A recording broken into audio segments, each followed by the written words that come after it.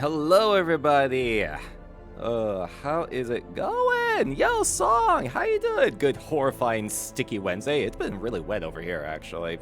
Not necessarily sticky. Here comes the rain again. And hello to you as well, Dr. Caliban. Thank you for jumping on here. Can't rain all the time. I was going to say, are we live? Then I realized that might be wraithfully insensitive. I appreciate the consideration. Yeah. So yes, yeah, we are broadcasting on the internet. Yes, very much so. Oh yeah, winning sons! I think there might be some winning involved. Could be. It's possible, but we would need to do some research. Oh yeah. Let's see. You got like a checklist of. I'm always prepared. You have to. It's like, okay, are we? We are broadcasting across the internet. We are two VTubers with similar aesthetics. There's a adorable chatbot in the corner, and I'm wearing goggles at night. So yes, we're all good. All right, we are in fact winning. There we are. Oh, I feel because it's kind of my thing. I should do my proper introduction. I was gonna say, yeah. Would you want to? Yeah. Would you like to introduce yourself for anyone that might not be familiar with you? Yes. Hello, our devious darklings. I am Dr. Vincent Vladimir Caliban, MD, PhD, MAD.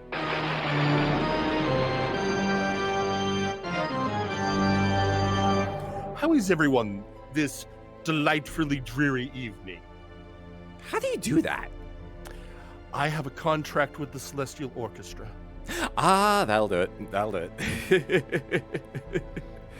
Oh. Marvelous, hello. Greetings, Solomon and Dr. Caliban. Hope everyone is doing well. Doing all right over here. Looking great, both of you. Thank you. We try. You are particularly looking very handsome this evening, Doctor. Well, I am a proper villain. One must dress the part. This is, and not everyone can pull off an ascot. And if you can, that is true. That is true. Not very many people, everyone thinks about Freddy from Scooby-Doo when they think about ascots, but it's a very particular way. There's a very particular way to do an ascot. You can't just throw one on and expect it to work. No, it takes practice. It takes work. It takes the right stick pin. So it's you need, but if you're trying to go for a particular look, in my case, evil genius, Edwardian supervillain, then it's worth the effort. Oh, sorry, one sec. Claire, thank you for the raid. How you doing? Thank you so much for coming on in. Claire's one of my moderators.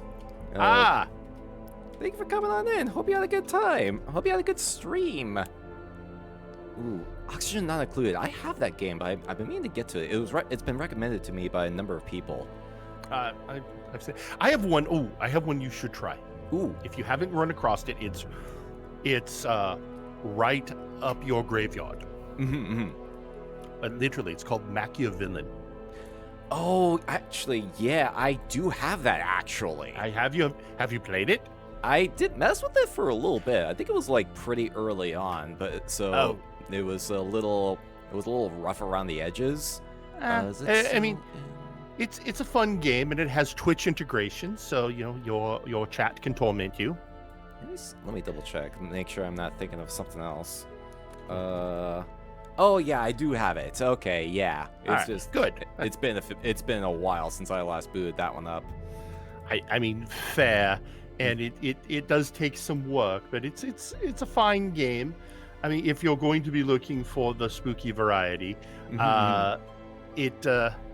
of course, when you're looking for spooky games, especially for spooky season, everyone's like, "Oh, we're going to do the Resident Evil games, or we're going to do mortuary assisted," and it's like there's more to horror than first off, there's more to horror than jump scares. Yeah, I fully agree. Not to knock either of those games. They're both amazing titles. It's just that I made it a point this past October, like every game day was a different kind of horror game, and we were kind of running the gamut from indies to classics to modern stuff, and just like going through a bunch of different stuff, and there was a lot of good stuff that we went through too. That's true. Although I do regularly play a game that does have one of the most frightening features you could ever face. Ooh, which one? Disneyland Adventures. Because the Small World and Pixie Hollow mini games. Oh no. Okay, you're familiar with It's a Small World. You're in the Southwest, right? So you have some within driving distance to Disneyland. Yes. There you are. So you're familiar with the Small World. It's a small world after all. The mini game is worse. Mini game is so much worse. How bad is it? So you're going around to different continents where the stereotypical characters will teach you dances from that. It's cultural appropriation, the minigame. No! It's no! Not as bad as the Pixie Hollow minigame, which is based on Tinkerbell and her friends. What does that one entail? Well, that one entails, boy, they got a lot past the radar. You're trying to help one of the fairies who has eaten all the cherry blossoms, and so there's none to feed the little animals. So, I mean, it starts out with, I was popping cherries left and right, and then it goes from there. It is very much, and I make my chat either use point redeems or pay specific numbers of bits. Somebody always pays for both those games. Oh my god. Okay, so it kind of makes me remember, like, you remember like some of the older Disney movies, how there's like little bits and pieces that you look in the like single frame stuff that you're wondering, how did they get that through again? Yes. Like I think the most infamous one is the Lion King one where Simba flops down on the petals or flowers, and the little, what was it, like the poppy seeds or something like that floating around, something and they've spelled, I forget what that was. What was it like? Sex. That's what it was. Sex. Yeah. It's most definitely sex. Yeah, that's so much worse than Song of the South. Oh, no, we do not speak of Song of the South. Well, you know, unfortunately, Splash Mountain is in the Disney game. Did they include Song of the South in it? You're playing Brer Rabbit trying to get away from Brer Fox and Brer Bear. So, yeah, all of that. It's not like the Fantasia 2000 where they sneak in a pentagram. Wait, I don't think I've seen Fantasia 2000 actually. Oh, you should. I love Fantasia because I love classical music. Look at me. And I love the original Fantasia, because that was with the Night on Bald Mountain animation. Like that was like, I always get hooked in on that one. Well, of course, because first off, that's the face of Vincent Price. Or not Vincent Price, that's me. No, Bela Lugosi. Bela Lugosi was the model for Balrog. No shit. Yes. Wow. Okay. I am a font of trivia for these kind of things, trust me. Oh man, that makes it even better. And get me started on old horror movies. We'll be here for all night. Here's a fun fact. You know Bela Lugosi was not the first choice to play Dracula? I think I've heard something about that. Yeah, there was like a couple other people that were in consideration. Well, originally they wanted Lon Chaney, not Junior, Senior, but throat Senior, cancer. Oh, then they cast Conrad Veidt from Cabinet of Dr. Caligari. Ooh, I love that movie. But he played the somnambulist in Cabinet. And of course he was the lead in The Man Who Laughs, so he is the model for the Joker. But due to visa issues, he had to return to Germany. Oh, interesting. And thus we got Bela Lugosi, which is not a bad thing. It's just it worked out really well in the end. But because I'm a bit of a fan of Conrad Veidt, I'm always curious, what would his Dracula have been? Yeah, like what if there's like an alternate universe somewhere where he was the role of Dracula instead? Exactly. And then you have to wonder about, you're aware of Spanish Dracula, yes? Oh, vaguely. Like, it's probably, I got probably on my list of things I need to watch. Like the Spanish dub of Dracula? No. So back in 1931, when Dracula was made, they didn't dub films. They felt that was cheating. Oh, oh no. So what they would do is during the day, the cast, Bella and everyone, Edward Sloan, Dwight Fry, they would film Dracula. And then at night they'd go home, and a cast of Mexican actors would come in and shoot the scenes they shot that day on the same sets, using the same script, but in Spanish. Okay, yeah. I think I remember reading up about that. That's a very interesting process.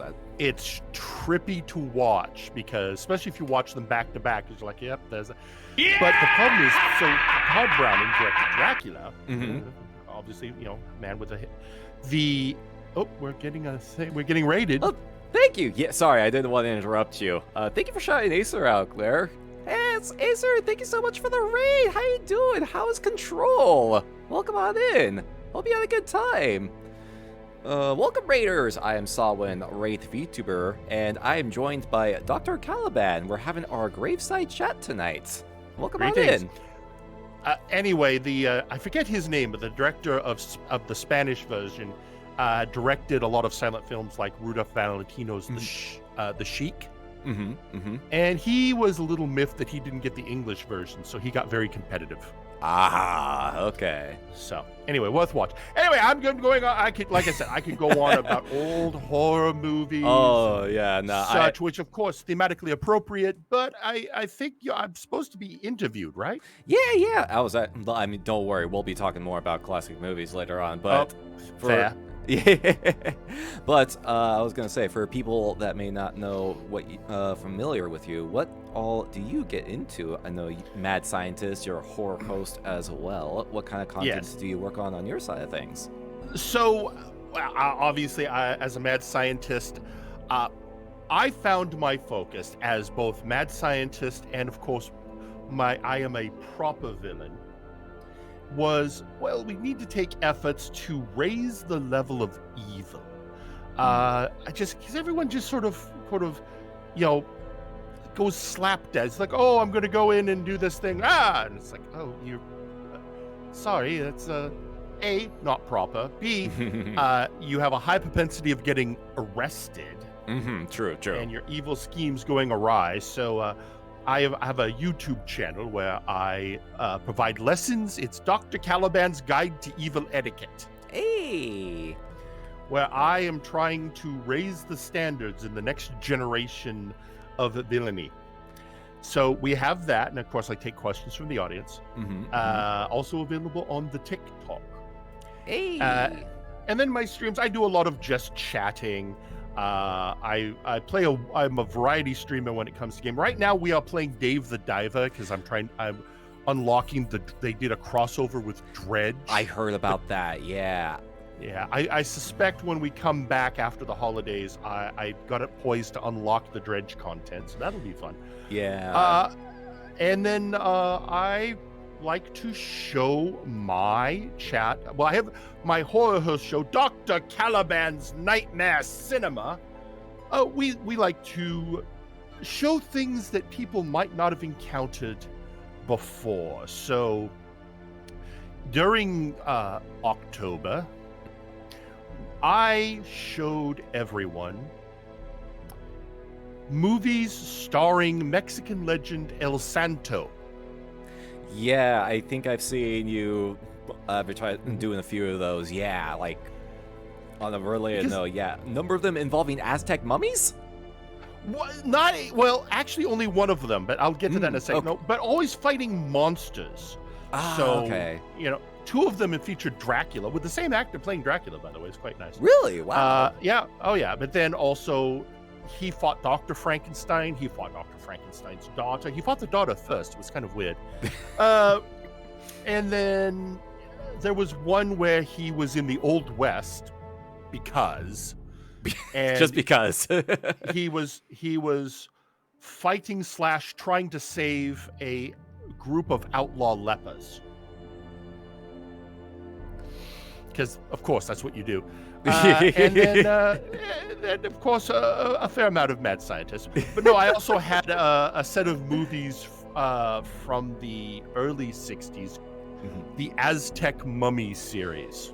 Ooh, yeah, because, like, I've got a number of those. I have a list of classic movies for my own movie nights at Cemetery Cinema that I have reference to, and I have a couple of movies listed involving Aztec mummies in some capacity. And it's like, how big is this? It's a genre. Well, and then I also showed the late 70s, early 80s British science fiction horror series Sapphire and Steel. Sapphire and Steel. I am not familiar with that one. Oh, it's easy to find. It's the episodes have all been on YouTube for the last 6 years, so you know you're safe. Ooh, there you go. Yeah. I've pre-vetted it for you. So imagine this. It stars David McCallum, who most of you probably know from NCIS, but I know from Man from U.N.C.L.E. And Joanne Lumley, who some of you know from Avengers, but most of you know from Absolutely Fabulous. Oh. And this is between those jobs. They play a pair of extra-dimensional beings who come to Earth when there is a breach in the fabric of time that is letting in eldritch abominations. And it's their job to seal the breaches and, make sure everything order is maintained. And if they can save the humans, that's a bonus. If the humans have to die, that's just an acceptable collateral loss. I was gonna say, like, is it a requirement for them to save the humans, or is it just like extra credit? It's more of a bonus if they can save the humans. Oh, jeez. What's great about this series, and this is honestly what's great about it, they had a very small budget. This series came out at the same time that Tom Baker was wrapping up his Doctor Who run, and then Peter Davison was taking over.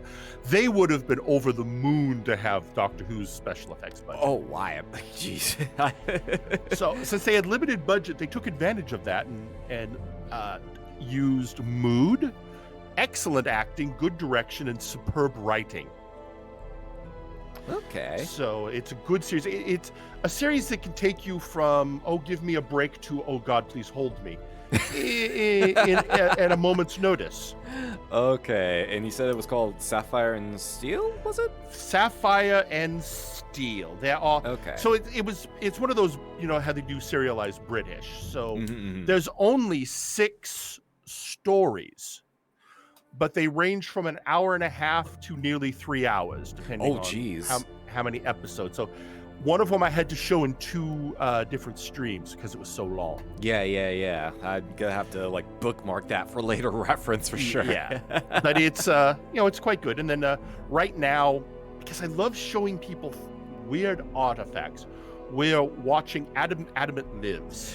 Yes, I've been trying to pop in for one of those, but I keep missing your streams. So what is that? Because I am genuinely curious. So it's a series from the 1960s. It's about an Edwardian gentleman adventurer who gets put in suspended animation and wakes up in the 1960s. It was supposed to be an adaptation of the British character Sexton Blake, but they lost the rights to Sexton and just remade it into Adam Adamant. Interesting point. It's produced by Verdi Lambert, the woman who created Doctor Who. Ooh, interesting. She considered it her old shame, although it's actually the first of the episodes we've watched. They're not bad for the era. But it's it had influence on the Avengers, the Stephen Peele, not the Captain America. It right. actually had direct influence on John Pertwee's Doctor. Really? John Pertwee's Doctor is much like Adam Adamant, and because of the Spy Out of Time, it also had direct influences on Austin Powers. Really? That is not something I would expect. It's you never know what inspiration will strike. Yeah, because no, Austin Powers is supposed to be the parody of James Bond, but that's actually a really interesting inspiration point. Interesting. Lord Ford's bringing up. I see this. The recurring henchman for the Sapphire and Steel, I believe. No, for Santo movie. There was this one actor who showed up in almost every Santo movie in the color era. playing a henchman for the bad guys, and always with different makeup, usually scars in different places, but he was like the all-purpose henchman. Oh, interesting. I always wanted to believe it was the same character. He just kept going to work for different villains, and it always ended poorly for him. I like that. I like that little headcanon. Oh, jeez. Oh, so that's cool. So besides that, you do a couple other things on your side as well. One of them is, we were actually talking about this a little bit before we started, MNW Warzone, Multiverse Nexus Wrestling.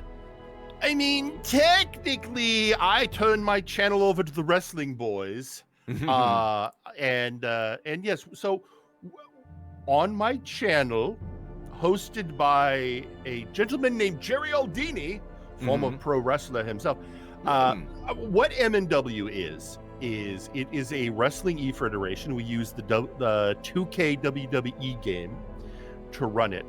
All of the wrestlers on the show was submitted by community members. So each wrestler on the show, and I have over 70, have a player. And they do things like they will record promos for their characters. They will make suggestions. They'll essentially role play their characters, and then we just we use the game to run the matches. Okay. And I have I have regular wrestlers. I have a couple of MMA fighters known as Shoot Nation. I have a bunch of luchadors. I have Juan Chance. It was one of my former. Yeah, all he needs is one chance to make a name for himself. So Juan Chance. I have Glycerius, the master of street lucha. On the sister show, because we have a sister show run by Edward Bosco, we have El Pollo de la Muerte. Oh my god. But I have two different vampires. I have Sam Jax, the leader of the Conquest Bloodline, and then Jean Tristan, who is one of the Dark Lords. He teams with a Sith Lord and a Fey King. I have two different tieflings. One is a large, beefy one he was originally the Beefling. He's just the Beefling. The Beef. I love that. Now he's just the Beef. And then I have a tiefling, Rapture New Road, who merged with an Ultra Alien and is now Ultra Devil. He's kind of a Takusatsu tiefling. Ooh, yeah. Which is fine. I have a common writer as well, Mega Rider X. Yeah. A lot of fantasy. Funny, I have two vampires, but only one werewolf. Huh. Interesting. Well, the other show has another werewolf, so that's fair. Balance it out. Evens it out. Yeah. Yeah. I was gonna try and see if we can put a little bit of that on, just kind of give people an idea of what that's all about. If that's okay. Oh, sure. I'm sure you can find clips on the YouTube channel for Multiverse Nexus Wrestling. Would you prefer the YouTube? Because I was gonna try and see if I could pull up the Twitch channel as well. I mean, you can do that too, but we have an archive channel on YouTube. Let me see. Can you link that to me real quick so I can just throw something up there? Just a moment, please. You apparently have a Walmart worker on the roster as well. so the Walmart worker is actually on Friday Night Flash. I run my channel runs MNW Warzone. We have Friday Night Flashbang run by Edward Bosco, although it's actually a gentleman named Eric Generiksen. Oh my god, I love it. And he has Donkey Kang, who is the wall Markiplier. Because everyone when he first debuted, they said, "Wow, you look a lot like Markiplier." And I was like, I don't see the resemblance myself, but sure, why not? Hang on a second, Then we have the on my show we also have there's a group called the Murder Cave. Oh, the Murder Cave. And that we've got a Werebear, Grizzly Adams. Oh my god. We've got a we have the Allfather Arkolf. He's Amazing. We have the engineer Chasley, and of course we have my mad scientist rival, Dr. Victor Grimm. Ooh, okay. And he really needs to settle on a body. Very much. And then we also have, we have we've got Lock-In. He is a product of the East German Super Soldier program, who besides wrestling is trying to make a go of it as a stand-up comic. Oh my god. We've got the Night's Watch. That werewolf runs a team because he's also a sovereign of some eastern country. Alistair Evergreen. He's got a ninja, Gunnar Birch. He's got an angel, Westwind. And he's got a guy who lives in a dumpster in the back of the arena named Todd Bagman. Comes to the ring with a bag on his head. Oh my Do god. not sleep on Todd Bagman. When you're not looking, he will take you out. Oh, jeez. He's the most dangerous man of the faction. Really? Looks like you found our last. It looks like from our last pay-per-view, Ohio Valley Slaughter during October. This is the most recent upload, so I figured go ahead and put a little bit of that on, just give people an idea. You might want to. We do chapter it, so you might want to jump ahead to one of the matches. Yeah, there we go. Because let's see. Oh, that looks like one of our title matches because that's our announcer. Let me see if I can. Hold on. Let me pause this so that I can kind of get the audio sources figured out. Because the only thing, let's see. So I'm gonna make sure that chat's able to hear it. Yeah. Oh yeah. So I see one of my player. I see the player. Oh, the person who's been feeding you. I wasn't paying attention. That's the player of El Pollo de la Muerte. Oh, Sensuna? Yeah. Sensuna plays on. Sensuna's also one of my moderators. Ah, okay. Yeah. Probably keeping an eye on me, making sure I don't go too far. Yeah, no, we have over on Bosco's show on Flashbang. He's got a couple of orcs. One runs the merchant booth. The other is a former Blood Bowl player. Oh, really? Yeah, he's got a tag team that are two Minotaur brothers. Oh, geez. Both of us have factions that are just all bots. I have the main event mex.exe or meme. And he's got what is his? It's the battle bots. That's right. He's got the battle bots. Okay. Oh, Tiki the Troll. I know Tiki. Yeah. Tiki the Troll. What a lovely bridge troll he is. Oh my god. I adore him. He pranks everyone backstage. Leaves very threatening, life-affirming messages. You will have an excellent day, or else. So as far as the matches go, are they all player controlled or are they AI run? So most of them are we run them AI. Okay. Occasionally we will pre-record a match. Okay, just if it's like really complicated to plan out or something. Yeah. Okay, makes sense. But most of the time it's RNG. In fact, a lot of people pray to RNGesus. Oh, so there's not a whole lot like pre-planning then. They're 50-50. 50-50. Okay. Yeah, we let's just say we do try and nudge the stories sometimes in certain directions, but sometimes we just put two wrestlers in a match and let them have act. Okay, yeah. That works. Yeah, I had a match this weekend between Jagger Blackthorn, the Omni Slayer, and Kane, the man of 8,602 moves. 8,600. Hold on. That's a lot of. I know it's a lot of moves. I was gonna say. I was gonna try and try and see. Does anyone have the list of Jericho, like the list of Jericho's moves to compare? About 120 of them are Ombas. Oh. So, and he's fighting the constant nightmare, Constantinople. Oh my God! Warp mutated rat ogre who since this episode has further mutated himself into the constant nightmare, Khan. Khan! Yes, basically. If he can defend that belt, the Twitch TV championship, 7 times, he gets the gift of chaos, which will allow him to challenge for the multiversal heavyweight championship. Ooh, interesting. Let's see. Yes. Okay, yeah, they and Tiki the Troll, he won the right to face him in a King of the Hill match. Okay. And then we have, this of course is just everyone getting it. There we are. Yeah, Let's get into the yeah. action. Oh! Ooh. Now, what's he's going to do? Oh, going in for that. Ooh. Working those getting legs right into there. that quad. Yeah. Oh, yeah. Take Really focusing on that leg there. Take out a wrestler's vertical base. Tiki favors leg submission. Ooh. Is that for like a finisher? Is this up for a finisher? Oh, yeah, his finisher, the troll toll. Oh, I love it.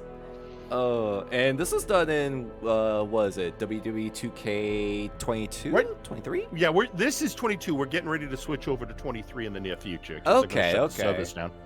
Oh, are they? Yeah, they do that periodically, bastards. Yeah, that sucks. So, but yeah, no, it works very well. And again, these were submitted by player. I mean, Tiki the Troll, Tiki the Troll. So yes, I'm familiar with Tiki. I follow him. So actually. this is Tiki's character. It looks great.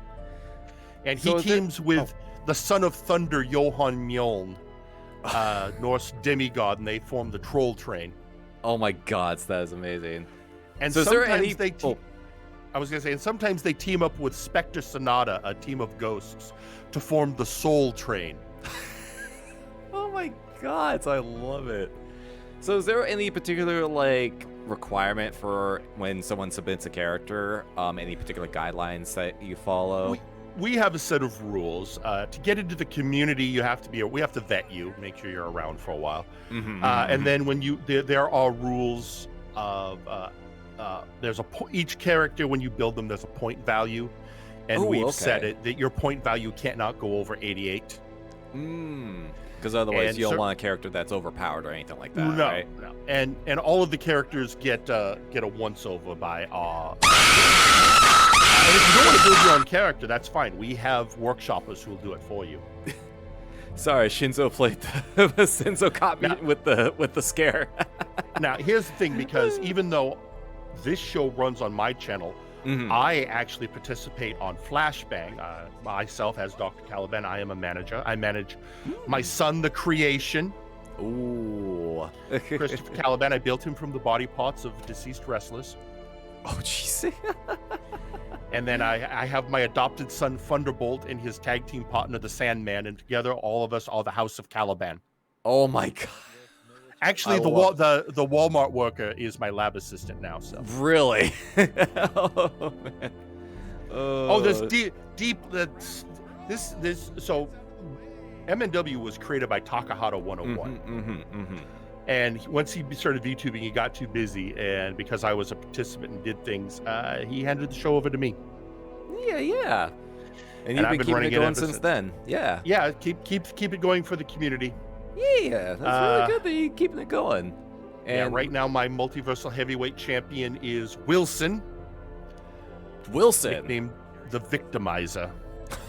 Oh, jeez. My Nexus Titan championship is Dr. Victor Grimm. Ooh. He played a little dirty to get that. I have the Big Oof championship, and that is Sergeant Major Payne. The Big Oof champion. Oh, jeez, I love that. Yeah, and to be clear, Sergeant Major Payne is a sergeant. His first name is Major. He is part of the international. He is part of the International Combat Club with Nice Ice, the Siberian cyborg, Locken, the German super soldier comedian, McMorgan, the Highlander, Glycerius, the master of street lucha, and they live to fight. Oh my god, I love it. And then of course you're seeing my TTV champion right here, Khan. Yeah. My tag team champions then are the last ones, and they are Spectre Sonata, the Ghosts. Ooh, rough. Good use of the turnbuckle there. Yeah, very popular with the Phantom fans. Ooh, I imagine, yeah. Yeah, we have a huge Phantom fan base. Oh, so is that commentary? Is that Bosco on commentary or no? That's Jerry Aldini. Jerry Aldini. Okay. Jerry Aldini. In no way me doing another voice. No.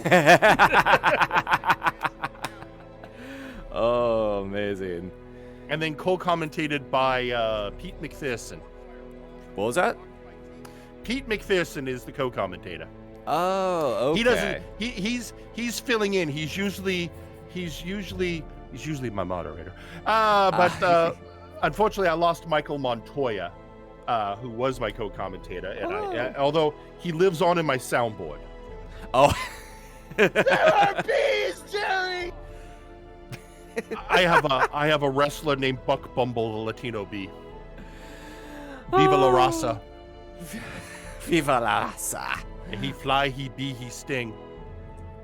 Viva la revolution. So, my God, anyway, that's amazing. Yes. Yeah, that's good. That's a fun little thing. I like it. It's good that you've been keeping it going. How long has it been active now? So, the Federation's origins, it kind of started in late 2018. When Takahata was playing the game because he needed something to play after the waifu wars. Oh yeah. Love. I remember. Anyway, I remember that series. Yes. And he started playing, and then he started getting into the creation that people say, hey, can I send a eventually, well, I've got a Federation here. So truly it started in 2019. Early 2019, and it's still going strong moving into 2024. So we're about 5 years. Yeah, about getting close to there. Man, it's really good that you've been able to keep that going for so long. Oh yes, and we've still got a strong fan base, and new characters show up all the time. I now have we have a very mysterious man, Adrian Driscoll, has joined us. Todd Bagman is a fairly recent convert. We just had the mysterious Necrom join us. Although his player is somebody who's been with the Federation for years. He just retired his old character. Okay. Put in a new one, because that sometimes you have to do that. Okay. And do you have any particular plans on how to any particular plans for the Federation moving forward? Like anything new coming in down the pipe? Well, we are considering we're canvassing the community about a possible time slot change. We of course, I have a booking. There's a booking committee, so we plan. We have ideas going through Multivania, our big show. Every July we have a big show, which is a crossover pay-per-view between Warzone and Flashbang. Okay. So do we have plans? Plenty. In fact, on January 6th, we didn't realize what date it was until we'd already announced it. We have right. all or nothing, our next pay-per-view. Which will include a match that is going to be called the Street Fight Riot. Oh boy. Because once you've gone that far, you might as well complete the circuit. Might as well finish it. Might as well cross the finish line. Yeah, a lot of my audience initially found us through MNW, and then stayed around for the VTubing shenanigans. That is amazing. That is great. Oh man. Well, good luck to the future of MNW, and preliminary congratulations on 5 years. Thank you. Yes. No, at the pay-per-view we're going to have the Beef versus Wilson for the multiversal heavyweight championship in a all or nothing match. Ooh. Whoever leaves the match without the belt has to retire. Oh shit! Ooh, stakes are high. Let's go. Oh man, looks like it's gonna be good and fun to look forward to. Let's go ahead and cycle back around to horror stuff. You talked about watching some of the classic horror movies. Do you prefer classic movies, or do you also look at modern films on occasion? I have appreciation for both. I love the classics for the history and the storytelling, but I like a lot, especially indie horror. Ooh, yeah, indie horror is very interesting. I'm a huge fan of Mike Flanagan. I'm not too familiar with. Oh, Flanagan's great. So I discovered him in the indie days. He did a movie called Oculus with Karen Gillan from Doctor Who. Ooh. And then I found his earlier movie Abstentia, which was he's a good mood director, but also with creating unreliable narrator moments. He went on to do he directed Doctor Sleep, the adaptation of the Stephen King novel that is a sequel to The Shining.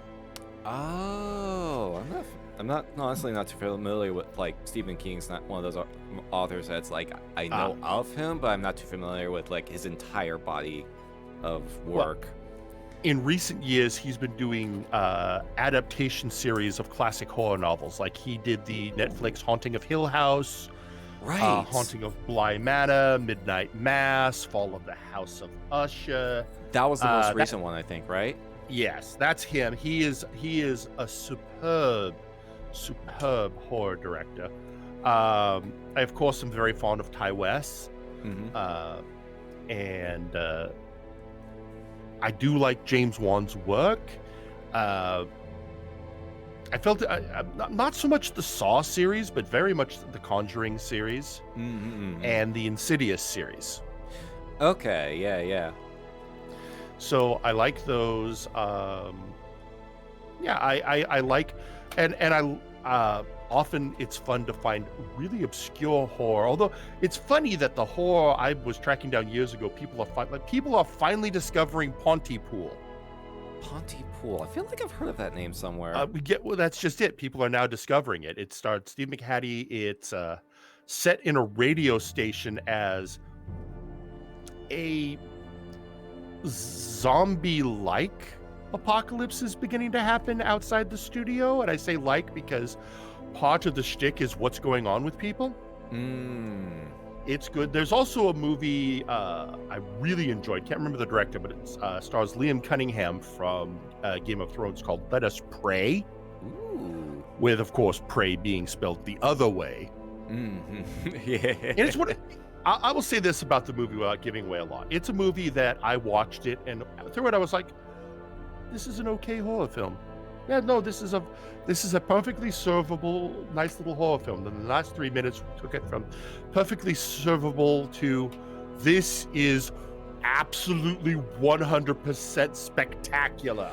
Okay, so that's when is that when everything like comes together? They stuck the landing so hard. Wow. Okay. I'll have to check that out then. That one. And of course, Lake Mungo, which is, I want to say, a New Zealand horror film. That is, it's one of those, you almost have to watch it twice to catch all the things, but it's, again, very few of these are jump scary movies. I really like mood and dread. Those are the kind of movies I also really enjoy. It's like, for me, I can't really get into like slasher movies or things of that nature. I'm just not really that big on like the violence factor. I mean, I'll mind it so much. It's just not what I look for. Oh, I have an appreciation of the slasher genre, just in a different format. Slasher genre, you have to watch like a sporting event. Oh, that makes sense. Yeah. You know, you need to keep score. And you have to rate the kills. Oh, I'm going to give that one a 7. In Jason X, because I was watching it with friends in a theater, we sat far back to be as least annoying to other people as we could. Yeah. It was at one point. It's like the best we can give Jason on that kill is it was an assist. There you go. Yeah. Just sad. And of course, we watched all the remakes, which was like, I mean, the Friday the 13th remake was okay. Oh, the one that came out, not the one that came out recently. No. The one where they had the guy from Supernatural. As the protagonist. Okay. And I wanted to like the Nightmare on Elm Street reboot. I like Jackie Earle Haley, but it just didn't quite land. Yeah. Shadow Ziggy asks, would Freddy versus Jason be like the Super Bowl in that case? Absolutely 100%. I hear they keep saying they want to go back and do another one. You know, because they did decide, we need a definitive winner. And a lot of people are like, ooh, did you pick the right one? They did a comic book follow-up called Freddy versus Jason versus Ash. Oh, jeez. Oh, that's a hell of a trio. Because, you have two nigh unkillable beings versus Ash, who just doesn't give a shit. Interesting. And then I think they've done fairly well with the Chucky series. That's right. I heard some good things about the new Chucky adaptation that came out not too long ago. It is quite good and has Brad Dourif is committed. Is he the person that voices Chucky? He's the one who's, except for the one weird remake with Mark Hamill, he has always been the voice of Chucky, yes. Ah, gotcha. But, and the thing is, he also stars in one of my favorite horror movies, Exorcist 3. Really? Yeah. Has one of the best jump scares, one of the most earned jump scares in cinema, in my humble opinion.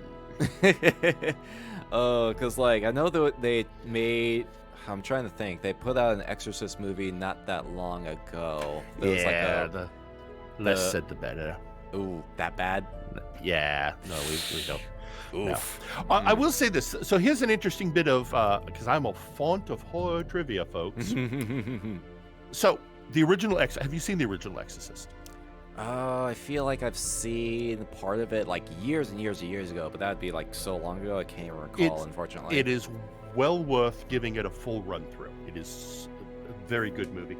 So the actor, of course you have the titular hero of the movie, Father Morning, who, and I'm going to give a spoiler, dies at the end of the movie heroically. Well, his son also got into act. If anyone has ever seen the movie Near Dark, vampire movie starring Lance Hendrickson and Bill Pullman. Near Dark. Yeah, it's a vampire movie, and there is a child vampire in the movie named Hector. Ooh. The child vampire is played by the son of Father Morning's actor. Well, now he's grown up, and of course, the actor who played Father Morning passed away. Aww. And, years ago. And his son was trying to process his grief over it. And he was, he was at an anniversary showing of The Exorcist. And this is really strange, watching my now deceased father dying on screen. And he ended up writing a script. Really? For a very good movie called Final Girls. Now, this is important. Girls, plural. There's another movie called Final Girls, singular. It's a much different movie. And it's a similar process. About the main character is the daughter of a scream queen who died a couple of years beforehand, and she's invited to an anniversary screening of her mother's most well-known movie.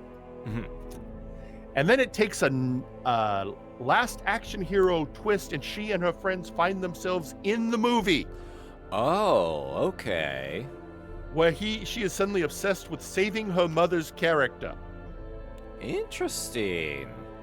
It's actually a very good... Let's put it this way. When I watched it with my friends and family, we had to pass tissue around because it got very emotional. It's a very good movie. That's all I'm saying. Okay. Very well written, very well acted, well worth seeing. But there's a great bit in the movie. I'm going to spoil one bit. So it's a riff off of Friday the 13th for the movie within the movie. Oh. And so they've got a character, and the trope, once we see your breasts, you're going to die. Oh. And they're trying to keep the people who've entered the movie are trying to keep that character from doing that because they want to hold off the killer showing up. And so they end up duct taping her into a life jacket and duct taping oven mitts on her hands. And the character devolves into an infantile state because she's so underwritten. Oh, without exposing her boobs, she has nothing else to do. Which was just a brilliant bit of writing for the movie. That is amazing. Yeah, because if the character's supposed to die off after that particular point, then it's just in a meta sense, they're not going to be able to process what else they're supposed to do. Yeah, but I'm supposed to be taking my top off. And she ends up just sort of playing with random objects like a little kid because it's all she can do now. She's fascinated by a wooden spoon because why not? So that's a recommendation. Oh my god. What else would I? I've been writing these names down for later reference. Yeah. So, there is a movie called... I'm trying to think of the first movie in this series. It's... the second movie is called there's filmmakers. There's a movie called The Endless. Mm-hmm. Look up the movies by these filmmakers. They're quite good. The Endless. Okay. Yeah. Very meta-textual, though. So. Okay. Gotcha. Yeah. So let's see. Anything... Oh, and of course, Girl Walks Home at Night. Or Girl Walks Home Alone at Night. Yeah. Sorry, what Girl Walks Alone? Or... I believe the title of the movie is A Girl Walks Home at Night. A Girl Walks Home Alone. Okay. Yeah, and it's interesting take on vampire movies. Okay. Yeah, because I've kind of gotten a greater appreciation for like classic horror stuff myself, and it's mostly because of like the presentation. Because when we watch like movies on my side of things, there's a lot more things to take into consideration, mainly because they didn't have the level of technology that I feel we kind of take for granted these days. So my take on that, if we want to get into classical, so my absolute favorite is The Wolfman. Ooh, yeah. And part of that is The Wolfman just holds up as a good movie to this day. Now, we don't get... I've always said the generation that grew up with the Munsters, a lot of these old movies aren't going to scare us like they used to, but The Wolfman still works as a Greek tragedy. Yeah. I see what you mean. Interesting fun fact, the original script was much more ambiguous as to whether he was turning into a werewolf or losing his mind. Oh, interesting. Elements they introduced later in Cat People. Ah, okay. And originally he wasn't supposed to be the Lord's son. That was a later adaptation to the script. Okay. He was just supposed to be an American technician who came to install the telescope.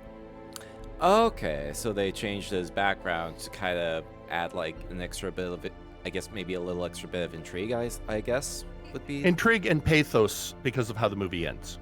Gotcha, okay. Now, another one that I feel holds up amazingly well, in fact, I recently showed this to friends again. Creature from the Black Lagoon.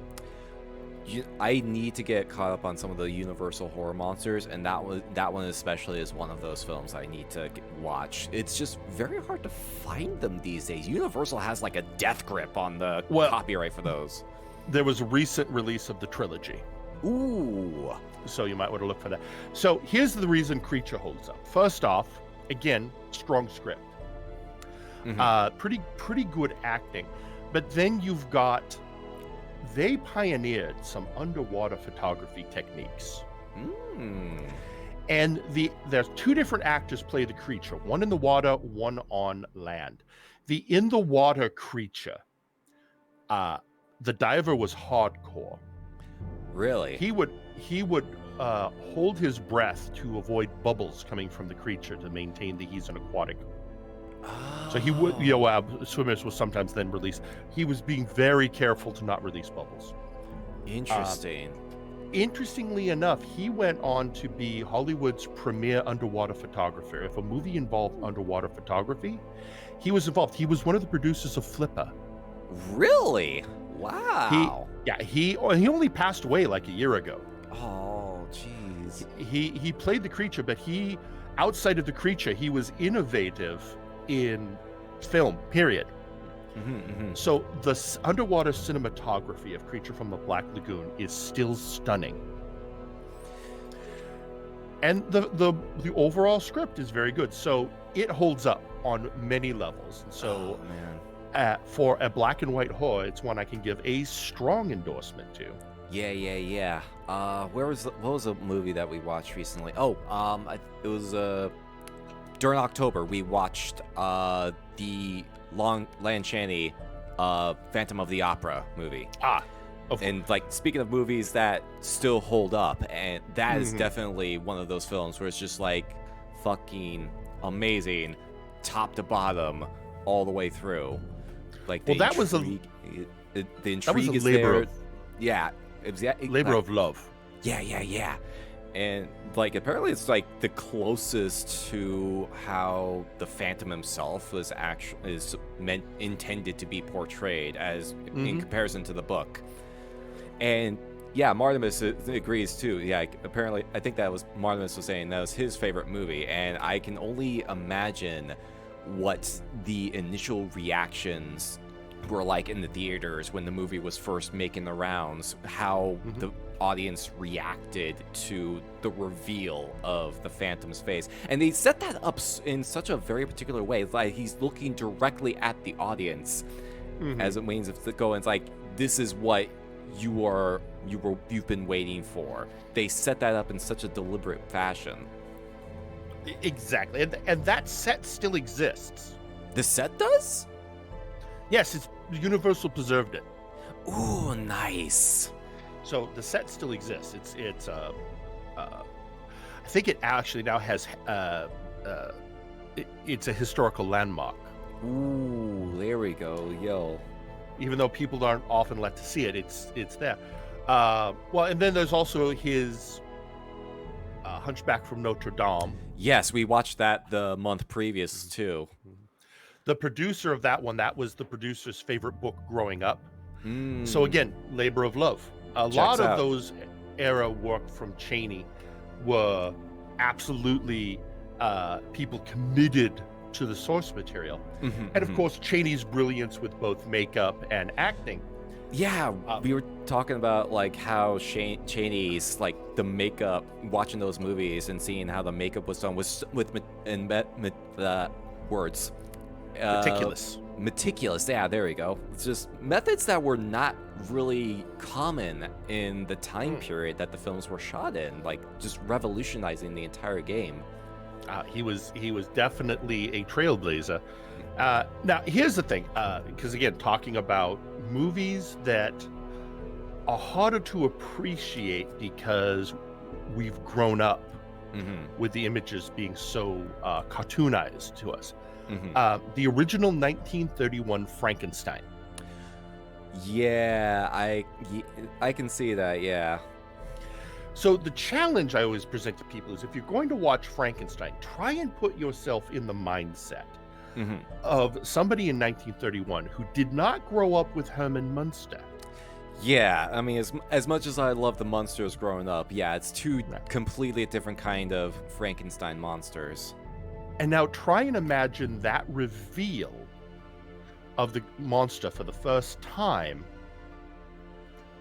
when it's like you've never seen this before. Yeah. And right before that scene, people neglect, there is a great speech by Dr. Frankenstein about scientific pursuit that's actually quite good.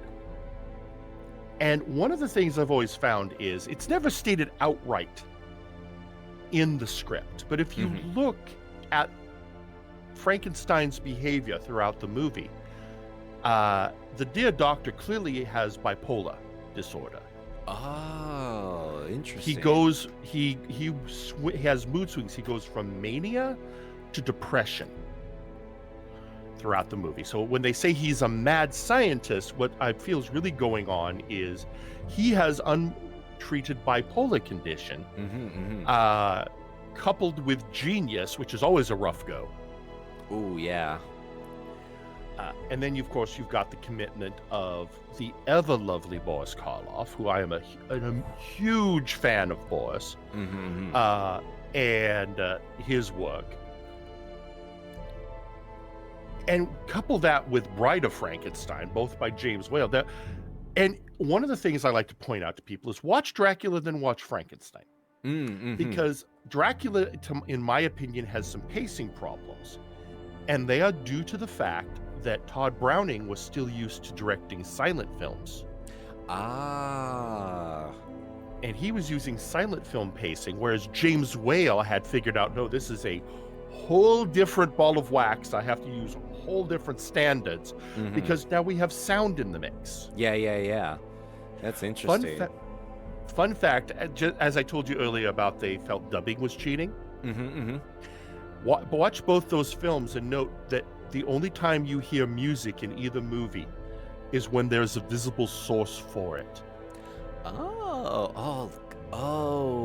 Yeah, because that's like Larry. It wasn't until 33 that they started actually adding background music. Yeah, that's a good point. Interesting. Then you watch Bride of Frankenstein, where that had changed. Because then the technology has improved since then, right? And then people just went, we can actually just do this. It'll enhance the mood. Yeah. So Whale's directing still holds up. Very amazing movies, but yet you got to understanding the artifacts they came from is part of the, shall we say, the whole package to really appreciate how good they are. Now, here's my other thing, because I mentioned my fandom of Boris Karloff. Yes. Because Boris, unlike Bella, never got angry about being typecast. I remember that being a thing. Good evening, Dr. Bela Caliban. Lugosi he didn't want to be typecast as like the horror villain. He wanted to try and branch out in different roles. Unfortunately, that kind of backfired. Concerning his later, he just did like the horror role so well. That's the thing. Yeah.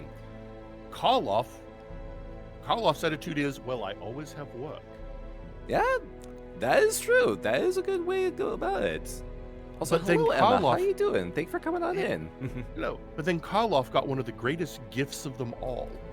And it kind of started a little bit with How the Grinch Stole Christmas. Really? Well, because Boris is the narrator. Oh, that's of How the Grinch Stole Christmas. I never really knew that. I never looked to see who did the narration. Yeah, Boris Karloff did the narration. The song was sung by Thurl Ravencroft, who is also the lead singer of Grim Grinning Ghosts from Disney, and of course the original voice of Tony the Tiger. Ooh, that is a resume. But Boris then did a series. They're hard to find. But think about Boris Karloff's voice for a moment. He did a series of albums of him reading children's stories. Ooh. Oh, man. And you said they're really hard to find these days? I'm sure I'm sure somehow somebody has digitized them and they can probably be tracked down. But yeah, Boris Karloff just did a series of children's stories because he loved. You know, it's a fun story. The little girl who dies in the original Frankenstein was so enamored with. They thought she'd be terrified of Boris and makeup. She didn't care.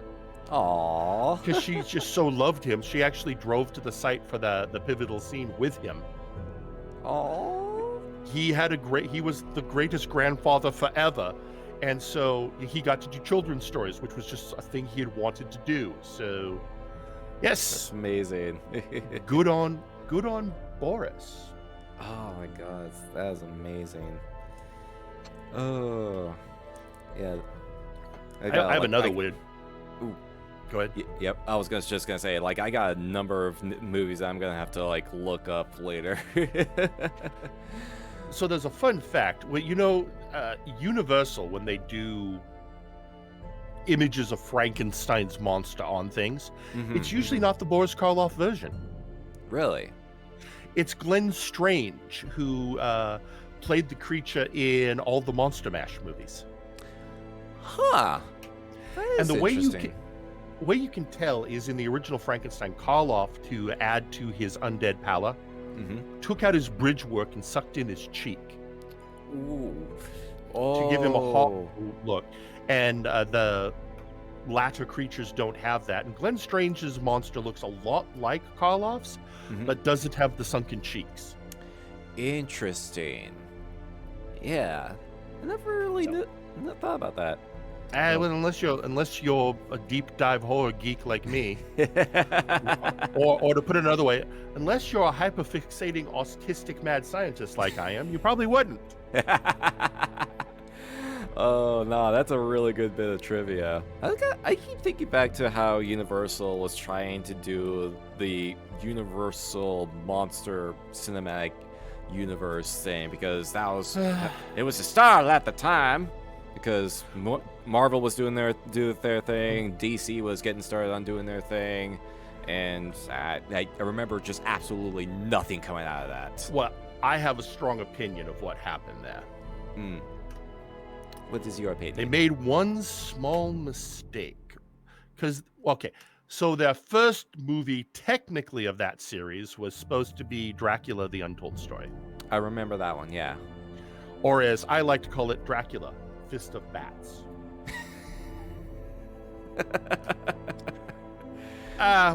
You get why. Because one of my problems with these attempts to remake the horror movies is they're not making horror movies, they're making action films with the monsters. Yeah, that's a problem with a lot of stuff of that. And like even the Van Helsing movies that would come in like later on down the road, they're very much more action oriented than anything pertaining to the original like source material. Right. At least the Brendan Fraser Mummy movies embrace that we're really just doing an Indiana Jones action film. Oh yeah, that's why those still hold up. Oh yeah. also, actually, The Mummy Returns I adore because it avoids a trope I hate in movies. Which trope? You do the sequel, and the characters unlearn all their character development so you can have them be exactly the same as they were in the first movie. Oh yeah. Mummy Returns, not only do the lead characters maintain their character development, the movie extrapolates how they would continue to evolve. And so when we meet the characters in the new movie, they are clearly, they didn't backslide at all. There's no, he's a rogue again. No, he's now a responsible father. Yeah.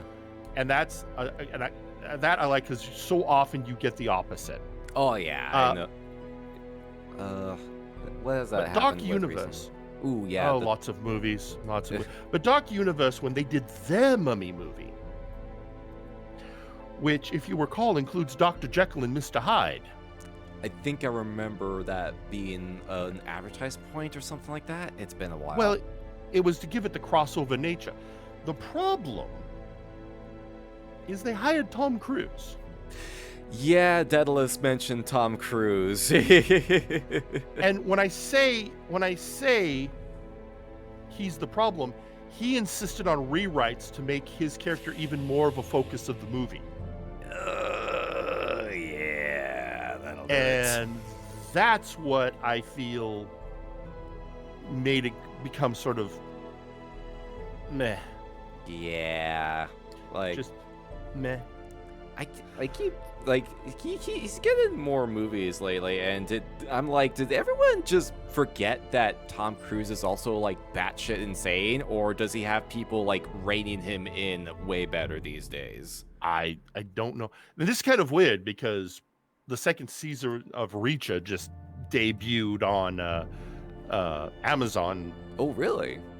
Yeah, and where they, it's interesting. I was reading they insisted the actors they wouldn't interview anyone under 6'3", because in the books Reacher is supposed to be 6'6".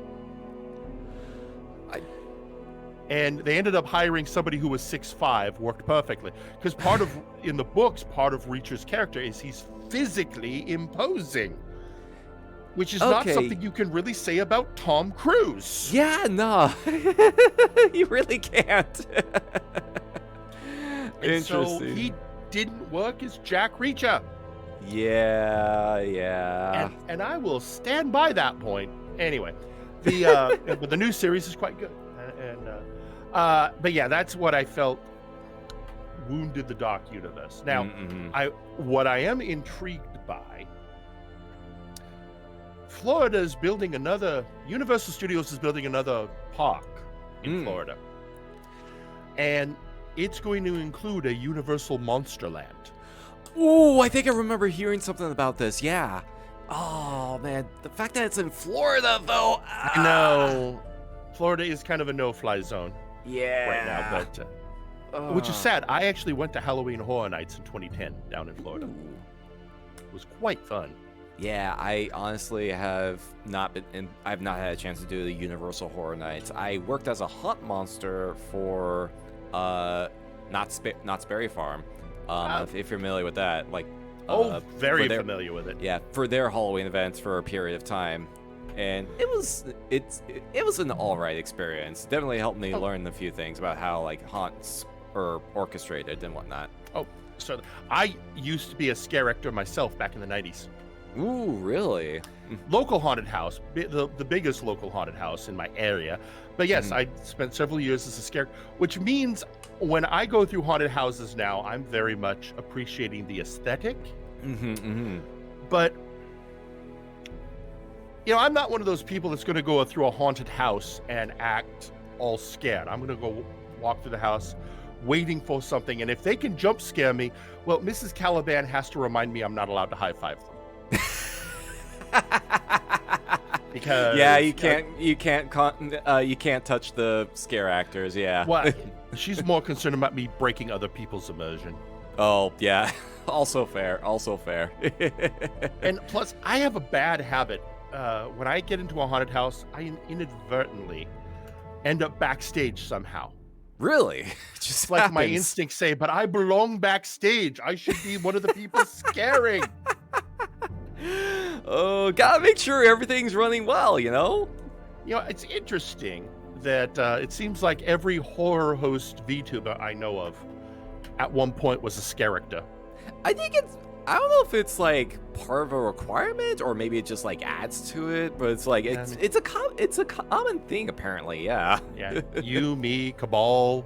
Cabal, I know, has worked in the on scare mazes. There's other people I know that either like worked on like horror mazes or worked in the industry at some point. And it's like it's a common thing. It's way more common than you think. Well, sure. Well, especially those of us who are going to do this. Yeah, feels like a natural thing to have in our histories. Yep. And I always felt that with Halloween Horror Nights, so many of their icon characters were basically horror hosts anyway. Yeah, true. You think about like Elvira and what in particular as a horror host. My personal favorite is like Vampira. Oh, sure. Well, I'm thinking of like Halloween Horror Nights Jack the Clown, or the Usher, or the the caretaker. Their characters are designed to be horrors. But I love horror hosts. Oh yeah, absolutely love them. And of course, Vampira originated them, although I would say Zachary codified them. Well, who did? John Zachary. He started out, his horror host name was Roland, but then he just used a different spelling of his last name. Oh. He was known as the Cool Ghoul. And then others built on their work. So Count Gordeval, Sinister Seymour, who, by the way, his real name was Larry Vincent, so it's hilarious. He, not hilarious, intentional, that his show was Fright Night. Oh. The movie was an homage a lot to him. And then, of course, Elvira, who kept it alive, and then others who have carried over. And so many want to use the horror host aesthetic because it works. It does work. And then those of us who are crazy enough to figure out ways to actually show movies on our channels without getting dinged. Oh yeah, even trying to do like public domain stuff, like upload those VODs to YouTube, like something is going to ding because there's some random artist put out a song track or something that sounded vaguely similar to a music track from this film that's from the 1940s. So one of the tricks I use, if something's been on YouTube for at least 5 years, you're pretty safe that the rights holders don't give a shit.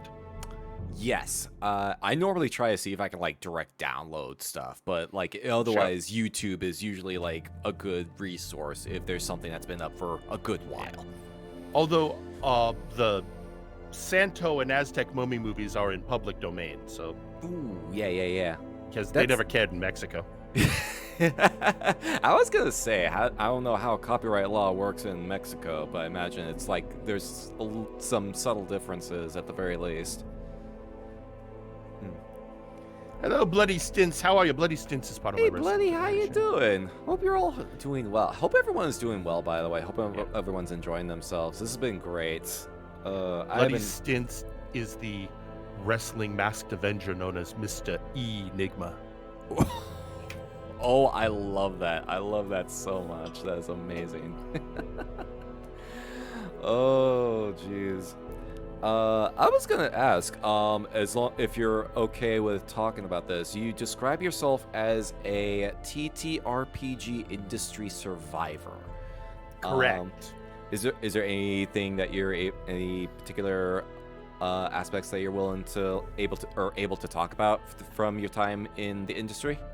I worked at Wizards of the Coast from 1993 to early 1993 to late 1997. I was there for the launch of Magic the Gathering. I was there for Wizards of the Coast's acquisition of TSR. Ooh. I saw the lore written.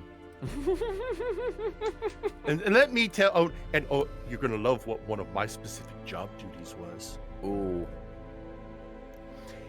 Anytime anyone called Wizards of the Coast and accused us of being Satanists, the call was forwarded to me.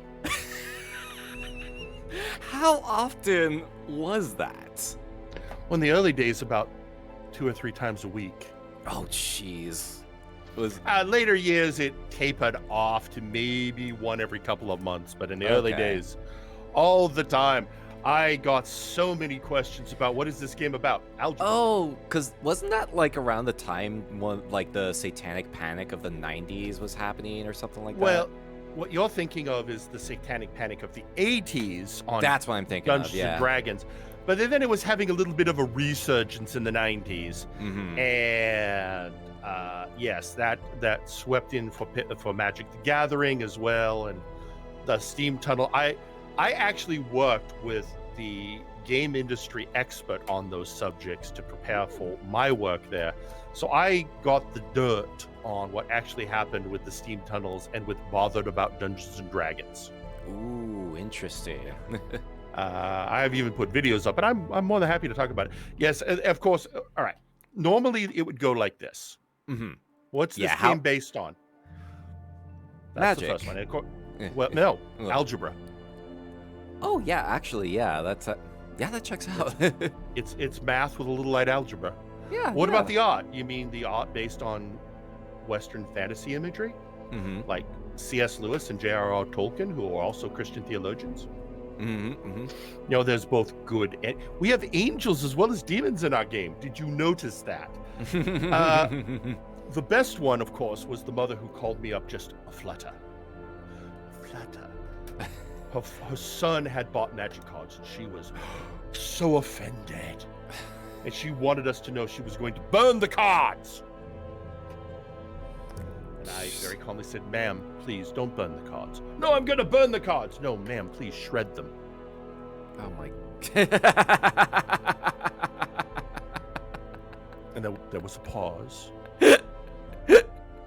What? Shred them. These are playing cards. They're coated in plastic for long play. If you burn them, the smoke's going to be toxic. Shred them. It'll be much safer for you. Aren't you upset I'm going to destroy the cards? "No, ma'am, you bought them. We already have your money. We don't know what to do with them at this stage." We already got the money. It's like nothing to lose at that point. she suddenly became very confused and hung up. My manager then came over. Oh no. Everyone around me was laughing, and he's like, "I feel like I should reprimand you, but I'm also laughing very hard." So it's a very awkward moment. You're not wrong. You're not wrong. That's what everyone, they told the president, it's like, well, he wasn't wrong, was he? So that, and the other one that was great. Oh, you're going to like this. So this one, a school district in upstate New York called me. Because one of their schools had allowed a Magic the Gathering club. Now, the district was fine with that. Some parents weren't. Oh. And they filed a First Amendment lawsuit against the school. Really? They went that far? I far? want you to think about it the First Amendment. Yeah. Why would... So, take a gander. Why were they filing a First Amendment lawsuit against the school? God, I'm trying to find a rationale for that, but it's just not coming up. Because, as they put it, the game was so clearly promoting a religion Satanism, then it violated the First Amendment. But the First Amendment protects expression, freedom from religion. Is like they right, but so schools so have basically schools have separation of church and state. Exactly. So basically, they were just upset that they were worried that a different religion from their own was getting promoted or talked about. The fact that they just carte blanche assumed the game promoted Satanism.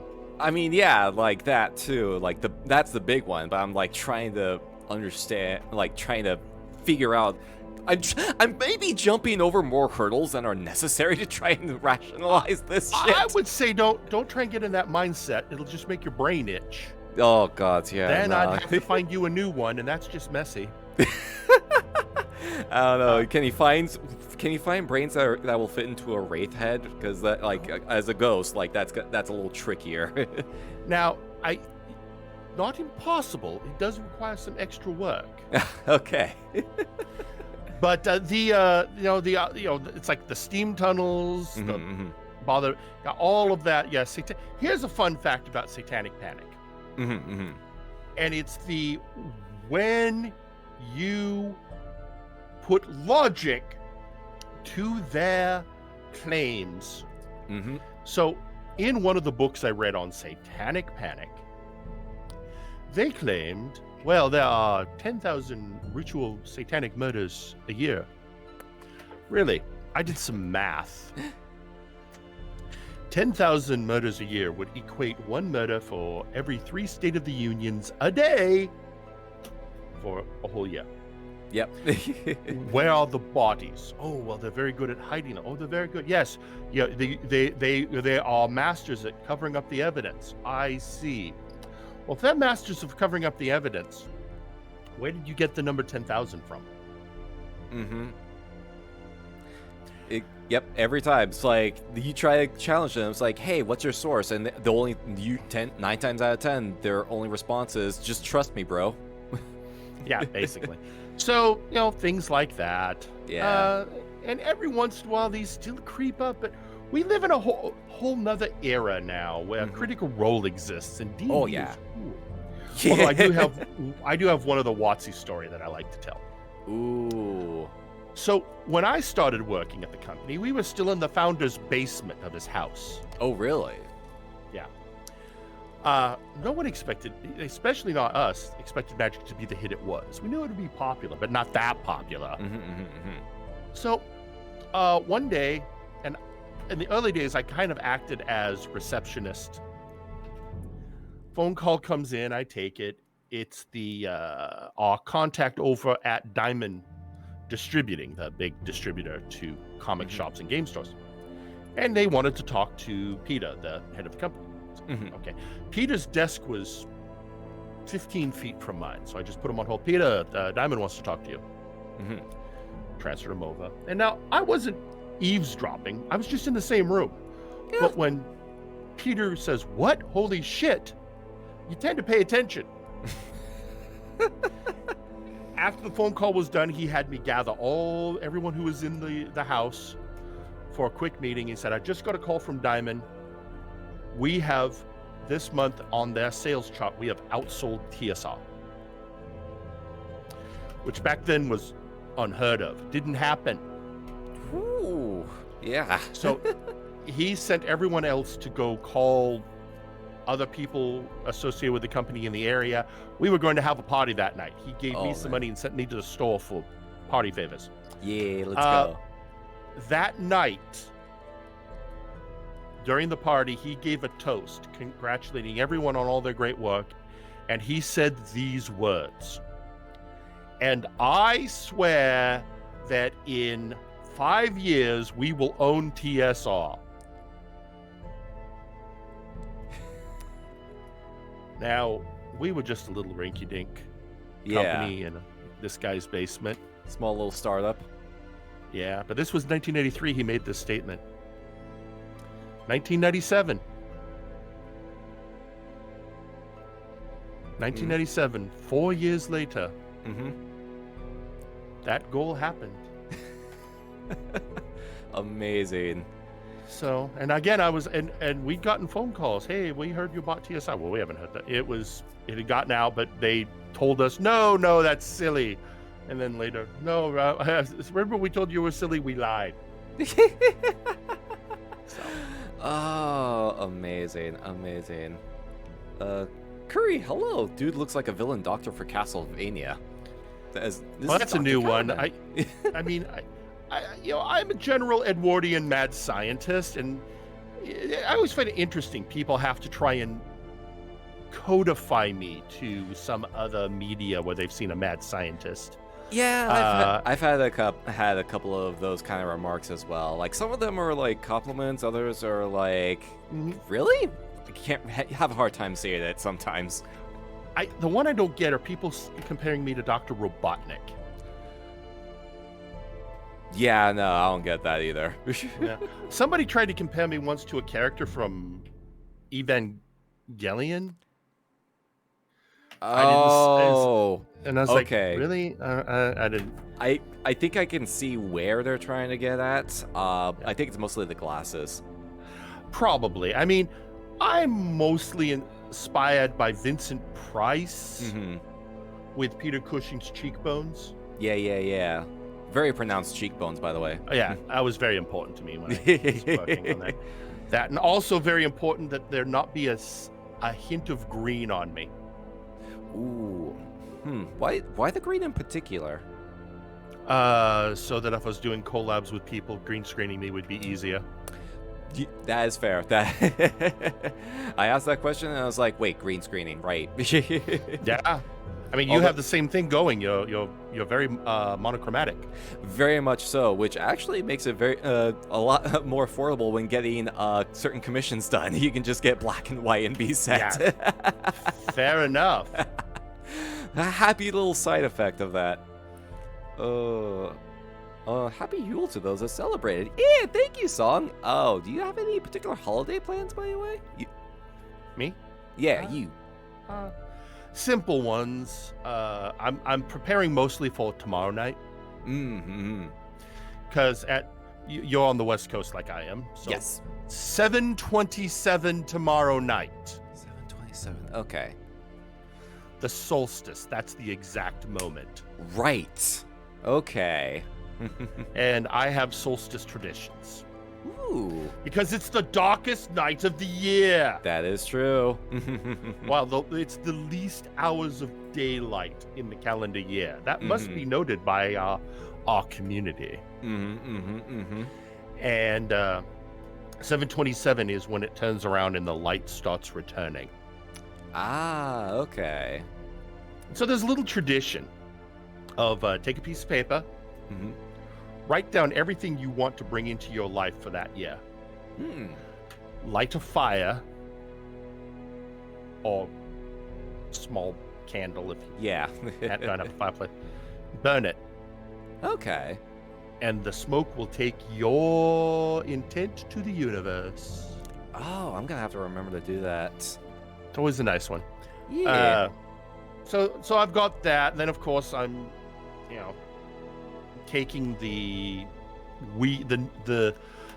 I like to call it the luminal week off. It's neither here nor there. It's the liminal week. Everything is in flux.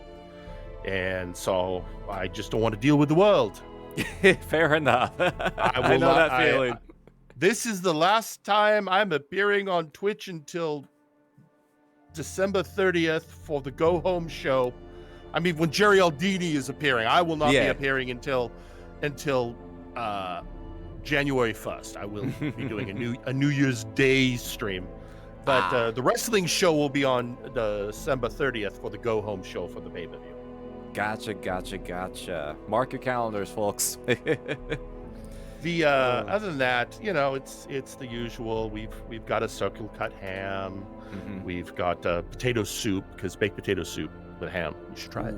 Ooh, yeah, that's good stuff. And then, from there, get through that. Maybe do some maintenance around the mana in the lab, and sleep. A lot of sleep. Get Get the sleep. That's my plans. How about you? Nothing too crazy. Obviously, spending time with the Ghoul family. Work I get time off from my day job at the very least for both Christmas and New Year's Day. So yeah, same thing. Sleep. Yeah. So I have to ask you this question. Yes. Because first off, when I first met you, I appreciated the proper pronunciation of Samhain. It took me a bit to get that pronunciation right when I first settled on the name. Yeah. Now, do you know? Because on my Samhain stream, and I did stream on Samhain, I popped in during that VOD. Yeah. Did you? I felt bad that I couldn't really pop in live, but I watched the VOD, and I was like, it was a very fun listen. Yeah. So you heard my history of the holiday. Okay, good. Because I think it's very interesting. Because of course, for those of you who don't know, the word Samhain, it's Gaelic, which is why it's pronounced completely unlike it looks to our English eyes. Gaelic is a very weird language. Yeah, it is so much extra phlegm, and you have Samhain, of course, means summer's end. Not the worst name for a wraith. No. I mean, I settled on that because before that I was under the Spooky Beef name. That was a name that I was using across a lot of internet circles, and eventually when I was doing the VTuber, then that was starting to take off. And I'm like, I wonder if I should switch a name to be something more appropriate. So I did a lot of research. I was checking a lot of possible inspiration options, and I stumbled across the pagan calendar seasonal calendars, the pagan season names, and Samhain was the one that popped up the most. And doing research on that, and a lot of the stuff that was celebrated during the Samhain season as the end of the Harvest Festival is stuff that we still celebrate as modern day Halloween. Correct. And also go ahead. I was going to say also the fact that since that's when they did the animal slaughter for the winter, it was known as the Blood Harvest. That too, yeah. Oh man. Day! I remember the Spooky Beef days. Yeah, Day's been around for a long while. Amazing artist, by the way, along with the rest of the Graveyard Shift. I came a very circuitous route to my VTuber name. How was your route? Well, it started in the 90s. As many things do for me. Are you familiar with Vampire the Masquerade? Yes. Okay, so when the game first came out, a friend of mine approached me and said, "Hey, what do you think if we approach White Wolf about doing an official club?" Ooh. Well, it can't hurt to ask. Interestingly, they said yes. Really? He had an organizational plan. So we formed an organization called the Camarilla, or Camarilla, if you can't pronounce Spanish words correctly. Yeah. Which was a vampire fan club. And we all needed vampire personas. And mine was named Caliban. Oh, so that's where it came from. And that's actually also where my association with Wizards of the Coast came from, because some of the people who worked for White Wolf moved over to Wizards of the Coast. So they got us Wizards of the Coast email addresses and after our characters. And so when I went to work for Wizards of the Coast, I just kept the same email address. So I was just Caliban everywhere. And then eventually, as I got more horror hosts interested and became less vampire, more mad scientist, Dr. Caliban just seemed to be a natural shift. Yeah. Checks out. So that's where he came from my tragic LARPing past. And, one of the things that those of us, I mean, the Camarilla was a good idea. It worked great. Although our joke was always, well, it seemed like a good idea at the time. Oh. Did it not really pan out in the end, or? Oh, the organization became quite the success. It's just also some craziness spun out of it. That's all. And that's why we say, because it's some good things, some not so good things. Yeah. There have been 3 iterations of that club. One run directly by White Wolf. Ooh. But always kind of a lineage. But yeah, no, I was there in the early days. Wow. Wow. Yeah, fun fact, the many of us who formed that club were originally part of a Star Trek fan club. Oh, really? Starfleet International, big international Star Trek club. Wow. And when we presented the paperwork to White Wolf saying this is our charter, we just copied the Starfleet one and did a find replace of the words. Nice. Worked. Yeah. So there was that. Oh, We also amazing. but we made a terrible mistake in the early days. Mm. Well, the Star Trek Club was going to run a convention. Okay. The local chapter was called the USS Courageous, so it was going to be CourageousCon. Mm-hmm. And several of the members of that group were on the board of directors for the Camarilla. Ooh. And at a Camarilla meeting, somebody said, we need to do a convention. Well, the person running the Star Trek convention was one of the people on the board. Wait, I've got an idea. I'm already running a convention. Uh-oh. You're running a Star Trek convention.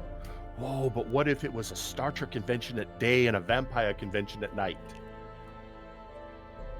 Okay. I can see the idea, but on paper, that sounds like a good idea. No, it doesn't. Not even on paper. On paper, Oh. It sounds like two tastes that have nothing to do with each other, like peanut butter and fish. Ooh. Ugh. Oh, jeez. So, but no, this convention happened. Oh. And how did it go? Well, as a result of our convention, the hotel canceled a completely unrelated convention because we had freaked them out so much. So here's how it went. Oh, no. So for the Star Trek, we had a hard time finding a guest because another convention poached George Takei. Oof. Yeah. And went up in the same area just down the road from us on the same weekend. Bastards. Oh, no. So we ended up getting Jonathan DeLarco, who was Hugh the Borg. Delightful person, might I add. Mm-hmm. And for the vampire section, we got Mark Renhagen, the person who was the head of White Wolf. Ooh. So that worked. There were some problems. The first. Okay, hang on. Mm-hmm. The first was not our fault. Okay. We did not book the other group into the hotel. Oh. So, the other group booked into the hotel with the vampire convention. An order of nuns.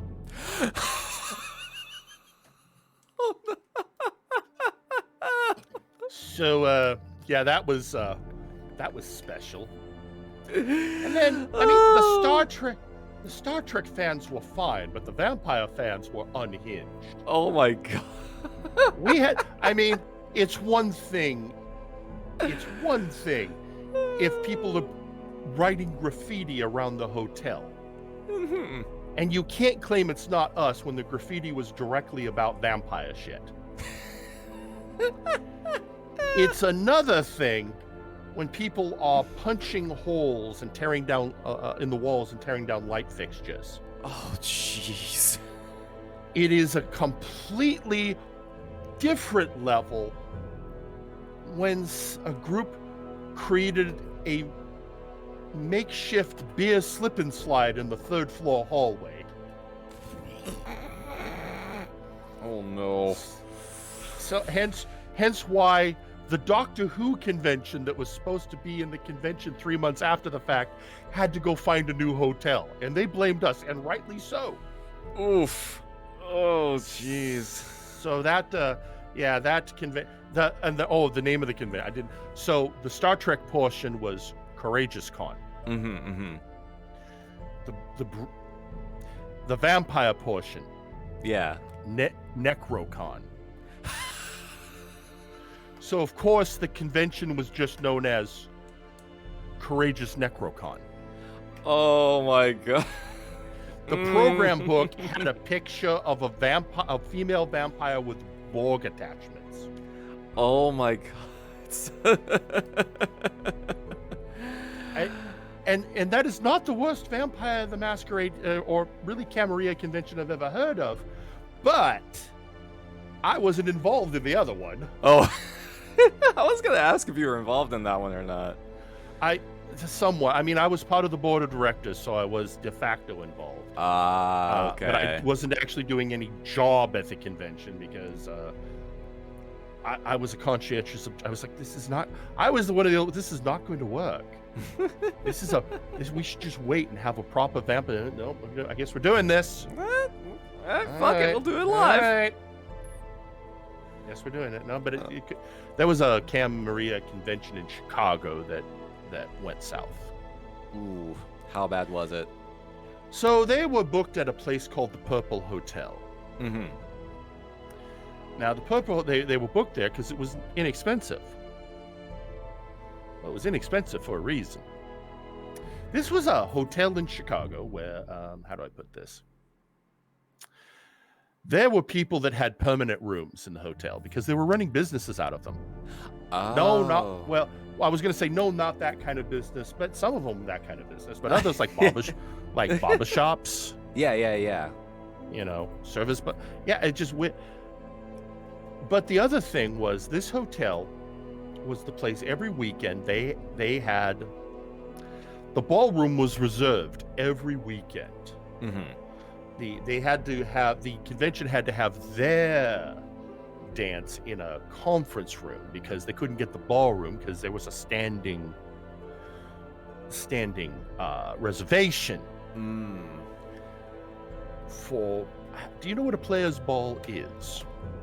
I feel like I've heard the term before, or it sounds familiar. I won't sugarcoat it. It was the weekly gathering of the pimps and hoes. That's it. Yeah. I remember the term, but it's like it's one of those things where it's just like, oh god, is it what I think it is, or okay? So picture this, if you will. Mm-hmm. You've got a hotel in Chicago where everyone knows on the weekends, if you're looking for a lady of the night, you go to the Purple Hotel. Which is having a convention where a lot of women are attending from out of town cosplaying as vampiresses. Oh no. When the convention learned about this, they assigned that no females from the convention should be alone in the hotel anywhere out in the common areas because of reasons. Yeah. So yes, that went down in the history of the CAM as Ghetto Con.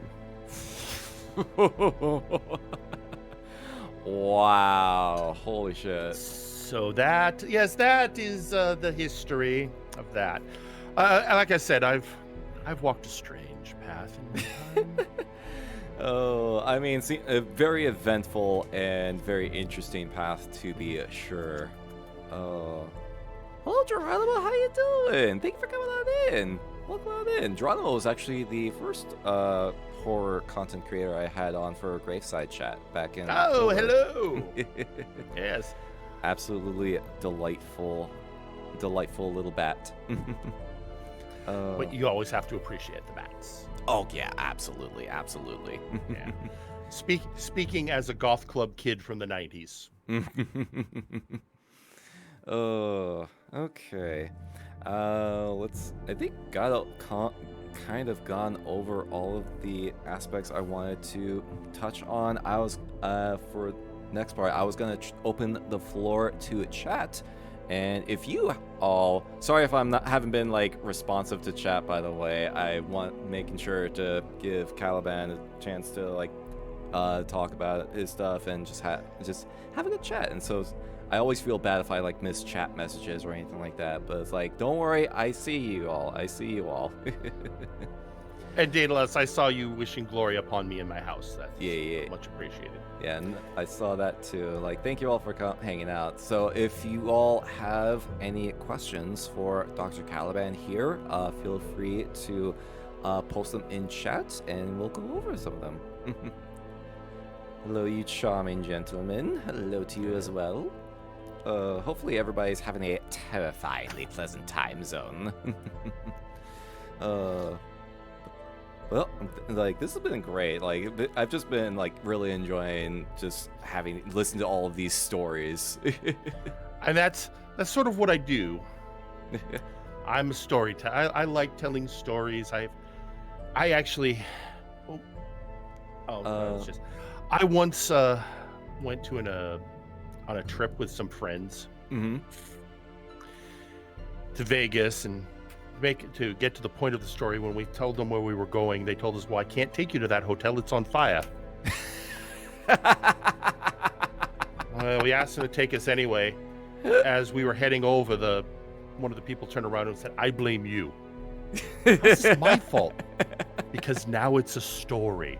All right, let's see. Somebody, there's a question, Doctor. Yeah, what inspired you to? Oh, what inspired me to bring this character to the table? Well, as I said, there was a circuitous route. A couple things brought this character around. The first, I wrote a script several years ago called Family Skeletons. It was written as a podcast, as an audio theatrical podcast. And, you know, the main character was Dr. Caliban. And his family was sort of I asked the question, where would a culture like the Addams Family come from? And so I wrote this script and tried to get it produced and almost made it. A pilot was recorded. Ooh. Then things just sort of fell apart. And I was like, oh. And then I got involved with Multiverse Nexus Wrestling. And I wanted to put a character in. And so what I did was I created The Creation, my Wrestling Frankenstein's monster. And I took my character of Dr. Caliban and made him his creator / manager. And that's where that started. And I started streaming as Dr. Caliban, just face camming. And, you know, the initial model for my character was from the wrestling game. And then I discovered VTubing because I know Takahata. And one of the things that will inspire somebody to VTube is seeing a VTuber. Oh, yeah. That was basically same for me, too. If the bug's going to get you, the bug's going to get you. And I went, well, obviously, I'm going to be Dr. Caliban, the VTuber. Worked with a wonderful artist named Krista McGee, a.k.a. Spoiled Chestnut, where we evolved the character into the current look you see before you. Hey. So that's what inspired basically this character. You know, the facial features were a combination of the model I had from the wrestling game plus Vincent Price and Peter Cushing, because they are two of my favorite horror actors. The costume look, a little bit inspired by Dr. Steele, but with us going over fashion where, even though a lot of people, oh, well, you're steampunk, you're Victorian. No, the aesthetic I was leaning towards was Edwardian. And thus, with that term. Well, you had the Victorian era because of Queen Victoria. Yeah. Then you had the Edwardian era because of King Edward. Yeah, okay, that checks out. Yeah. And let me show you something. Hang on. Come on. Full look at the mod. Reaper, thank you for the posture check and hydrate, by the way. Oh, don't forget to stretch if you need to. So here's the full there model. You go, yeah. See the boots? The boots are quite nice. Oh, I like those boots. And just this whole look and, you know, detail, everything. The fringe at my cuffs moves, the chains move. Yeah. Although the thing that Spoiled Chestnut was most proud of was when I raised my eyebrows. Oh, yeah. Dude, eyebrow tech is like a rarity. Like, people have commented on my own eyebrows too. Like, I can do this. But Krista made my forehead wrinkles move. Oh, that's next level. So, and of course the mustache, a lot of work on the mustache. Oh, And of yeah. course the goggles, because the goggles are, I'm a mad scientist, must have. I love So that's it. where that's sort of the meta origin for the character. Yes. Nice. Thank And you. and of course, Yeah, Song there we says are. that you've been an absolute delight to have in the graveyard. I agree. You have been an absolute treasure. Like, it has been I'm amazing having you on. I'm very happy. When I was the invite, it's yes, because I like doing collabs. Mhm, And I very often collaborate with my dear friend Dr. Crafty, mhm. a fellow mad scientist. You should check out. You should come over sometime. You know that thing I sent you, the let's call it the peanut. I think so, yeah. Yeah, that little thing. Yeah, he does that How for forget the VTubers. bat. There is a That such of a thing, swooning in yeah. chat. Yeah, and then he Oh. sets them as reactive. So if you join his collab channel, your peanut just automatically appears on his screen. Oh, I love that. So he's always doing. So yeah, you might have a peanut version of you. Oh my God, so I'll have to swing You're by well sometime. made for them because of your wonderful face design and of course your spiky hair. Oh, thank you. Yeah! Oh, we just got another raid. Oh, It's a Fentus! raid. Hello, Fentus. Thank you so much for the raid. Welcome on in. Lost Leader also says they can definitely see the Vincent Price inspiration. How you doing, Leader? Well, Vincent Price was a primary. In fact, I developed this voice initially trying to do a Vincent Price impersonation. Oh, really? Yeah, and then just sort of veering off in my own direction. Yeah, it's adding a little bit of your own flair to it. Yeah, because everyone's like, "Are you doing a British accent?" It's like, no, I am not British. This accent, pretentious. There you go, pretentious, yeah. Yeah, but not British, which I can't, because if I tried to do it, you want to know how much trouble I'd be in if I was trying to do a British accent? Okay. I was gonna ask if you do any like voice acting of your own. A little. Okay, so in MNW, I have to voice act all the wrestlers when they're doing promos in the ring. Okay. So fair amount. And my attitude is, I don't care if I'm good or bad, I'm doing it. Yeah, there you go. That's a good mindset to have. But first off, I stream with Dr. Crafty very often. He's actually British. And then, added factor, my brother-in-law is British. Oh, really? He's one of the artists from Magic the Gathering, and he. I was tired of my sister dating bass players. So come on, not even bass players. It just wasn't going well, and so I set her up with a magic artist who. But it was really easy. You've got to. Well, it was more. I would take her to lunch. Oh, and I got to bring Pete along. I'm his only friend in America. Oh. Well, she worked with me at WotC, so. Hey, it worked out in the end. And then, of course, she became Vampire Witch Queen. What can you do? As you She do. helped me. Well, she helped me write the script for that play I was telling you about. Ah, okay, yeah. And then she also wrote a book on Gothic culture. So. Ooh, you're gonna have to let me know what that book is so I can find it. Oh, later. it's really easy. It's Gothic Charm School. Gothic Charm School. Okay. Gothic Charm School, a definitive guide for goths and those who love them. Gothic Charm School. Got it. She also has a website for that. So, Ooh. okay, Daedalus, you say Crafty is cartoon British. Unlike me, Crafty's not doing a voice. Crafty's just talking. If you ever talk to Crafty out of character, he doesn't sound any different. Oh. He just is that character. Now, his model is far more cartoonish than. Yeah, That's the thing. yeah. I was, it's always interesting. It's like, oh, do you ever feel competitive with other VTubers of similar? No, I don't. It's a fraternity. No. Like all of the mad anyone who feels competitive with any other like creator in any capacity needs to like take a look in the mirror. So all of the mad scientists, when we find each other, we just sort of all gather, usually on Crafty stream. But we all gathered. We did a stream which was all mad scientists. Ooh. And I've been waiting to do a stream with a horror host, so I'm feeling very at home here. Yeah. It's No, it's and this you can't. I heard somebody recently said somebody tried to call dibs on a tail of a particular color for a V2. It's like, stop, don't gatekeep.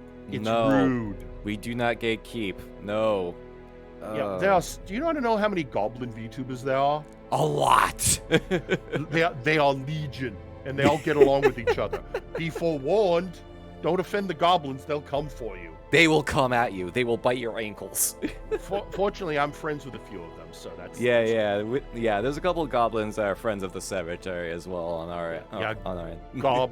Gob the Goblin and Hyperphantasia are both. I've done streams with on Crafties.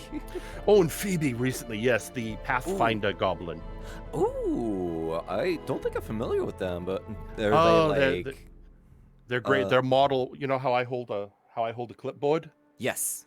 They have something like that, but it's a copy of Pathfinder. Oh my gosh, that's amazing. It is. It really is. So, VTuber, you just get along. Yeah. It's a certain mindset. Do people get competitive? Sure, but we shun them. Exactly. Because they're being assholes, and we have no time for that. No, let's get along. I have had some interesting encounters with other VTubers. They're great. Collabs can be fun. You just have to come to it with the spirit of we're just going to have a good time. Exactly. It's just like it's a bunch of friends having a good time, just hanging out. Although I am fascinated again by the idea of doing a narrative show with VTubers. Ooh. So, Takahata did this with TV2, where he did his... Right, yeah. I watched that series. Yeah, it's a good idea, because we're basically Aqua Teen Hunger Force characters already. Yeah. So why not? But, usually it's just, no, we're just going to get around, we're going to hang out, and we're going to shoot the... I mean, look, we've been here for 2 hours with a basic theme, but mostly just BSing because it's fun, although we are going to have to wrap up soon because I was going to say, I am a VTuber of a certain age. I need my rest. No worries. Yeah, Fantas was asking who you were, and it's like, this is Dr. Caliban, mad scientist and horror host. Let me do the proper intro again. Oh, yeah, go ahead, since we've had more new people coming in lately. My delightful darklings, am Dr. Vincent Vladimir Caliban, MD, PhD, MAD.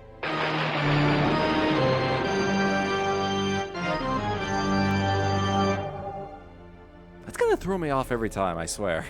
When I joined Crafty Stream, I just play that, and everyone, oh, Caliban's here. and then when I leave, I do my outro. Oh, how's your outro go? Everyone, have a good fright.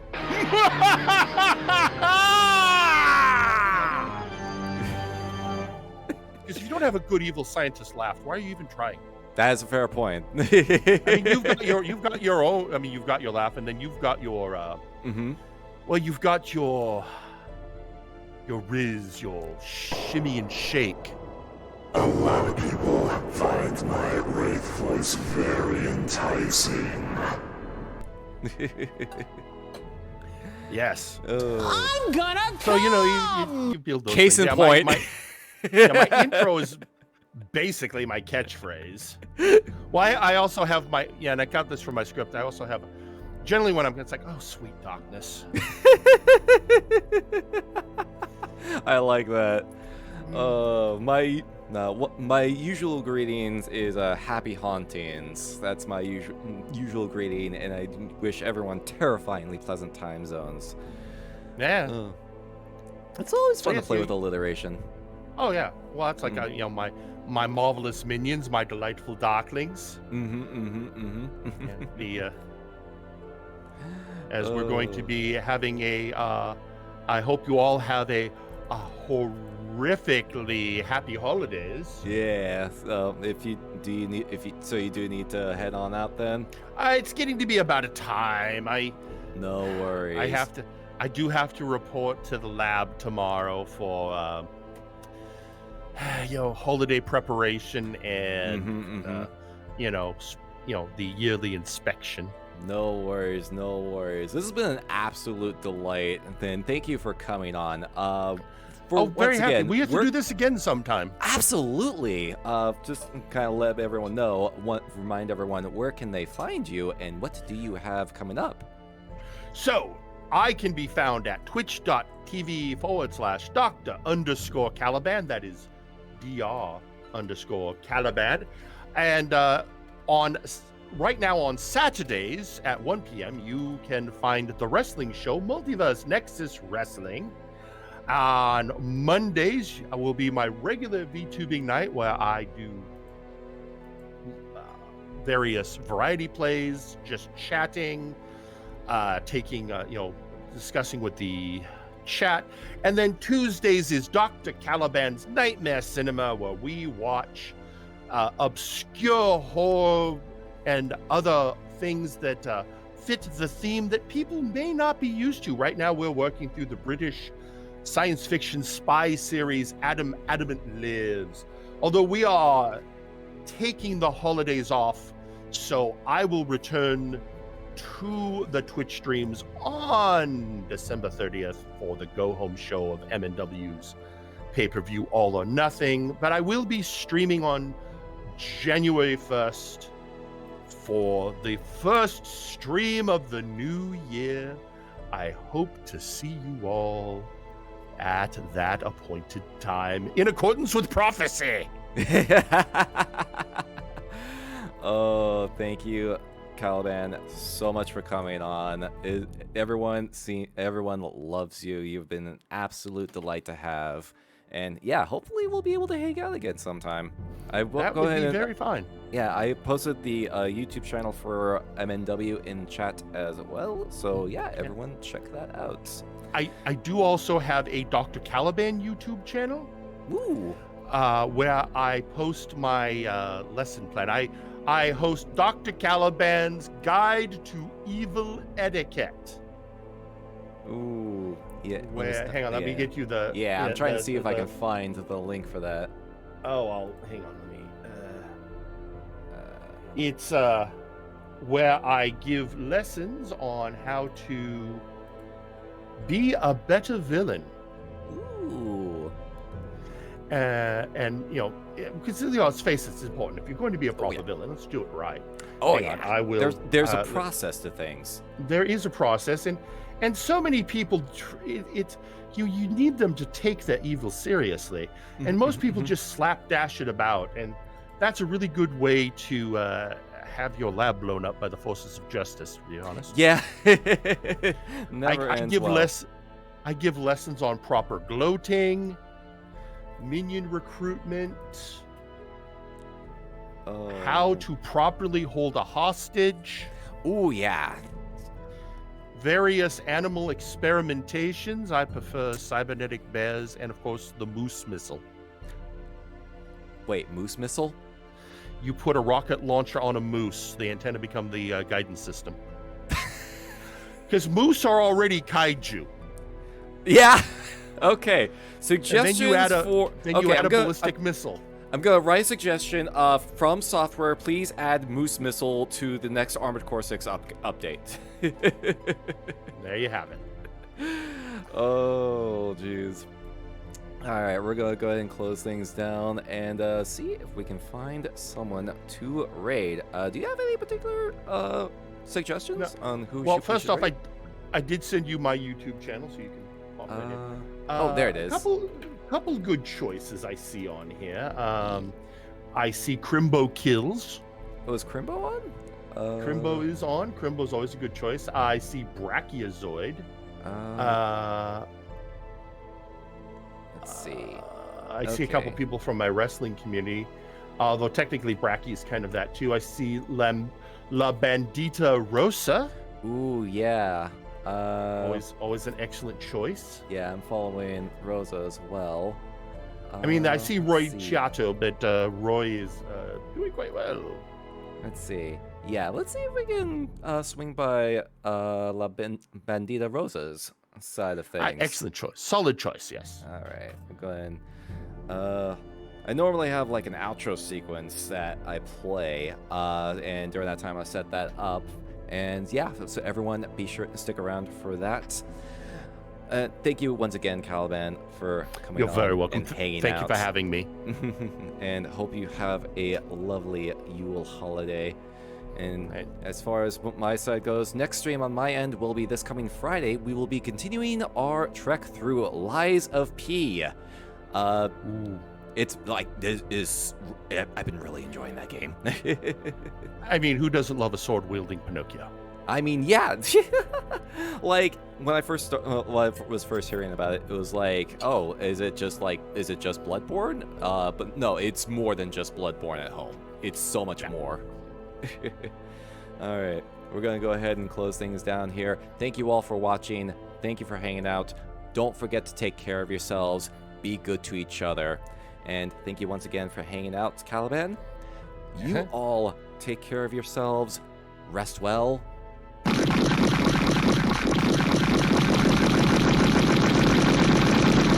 And have pleasant nightmares.